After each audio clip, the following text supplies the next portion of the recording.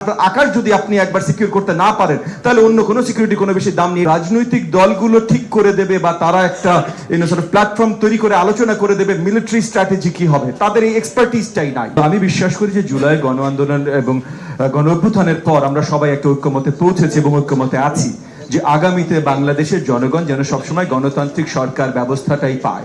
এই ঐক্যমতের ভেতরে আমাদের কিছু দ্বিমত পোষণ একে অপরের সাথে করতেই পারি। সামনে একটা নির্বাচনও আসছে, সেই নির্বাচনে কম্পিট করবার জন্য রাজনৈতিক দলগুলো কিছু দ্বিমত পোষণ করতেই পারে, কিন্তু এখানে একটা জায়গায় আসলে আমাদের সকলেরই একমত থাকা প্রয়োজন যে আমাদের এক্সটার্নাল ডিফেন্স যদি আমরা আসলে শক্তিশালী করতে চাই তাহলে আমাদের মিলিটারি যার মানে যেই ইনস্টিটিউশনস আছে তাদেরকে একটা লেভেল অফ এম্পাওয়ারমেন্ট দরকার, তাদের ডিপলিটিসাইজেশন দরকার, তাদের মডার্নাইজেশন দরকার।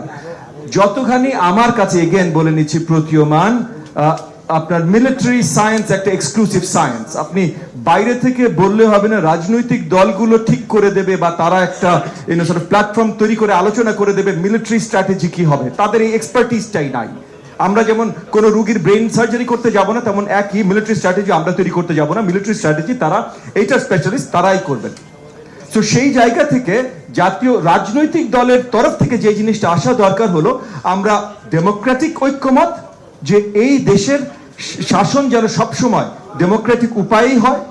আমাদের যদি মডার্নাইজ করতে হয় আমাদের মিলিটারিকে যদি এম্পাওয়ার করতে হয় তাহলে আমাদের ইকোনমিক এম্পাওয়ারমেন্টটা দরকার। সো ওই যে পলিটিক্যাল ইকোনমি নিয়ে কথা বলেছিলেন প্রফেসর ইমতিয়াজ, পলিটিক্যাল ইকোনমি, আমাদের ইকোনমি কিভাবে আমরা স্ট্রেনথেন করবো, যেই জায়গাটায় এই মুহূর্তে আমরা যেখানে দাঁড়িয়ে আছি সেখানে সবচেয়ে বেশি গুরুত্বপূর্ণ হলো স্টেবিলিটি নিয়ে আসা। স্টেবিলিটি যদি আমরা না নিয়ে আসতে পারি, আমাদের ইকোনমির এখন যে অবস্থা আছে, এই economy is the base of everything. So এই বেসটা যখনই দুর্বল হবে তখন এর উপরে দাঁড়ানো সবকিছুই দুর্বল হবে। আমাদের মিলিটারিকে এম্পাওয়ার করতে হলে এই কাজগুলো করতে হবে এবং আমাদের ফরেন পলিসিতে হয়তো একটা ঐক্যমত থাকতে হবে।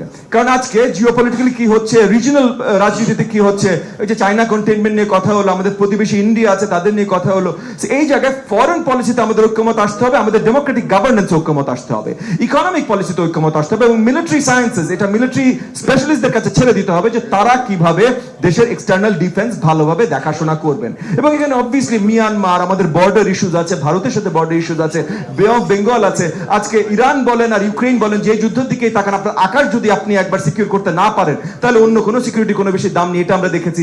আমাদের অ্যান্টি এসপেনাজের কাজ করতে হবে, এগুলো সব মিলিটারি সায়েন্সেস।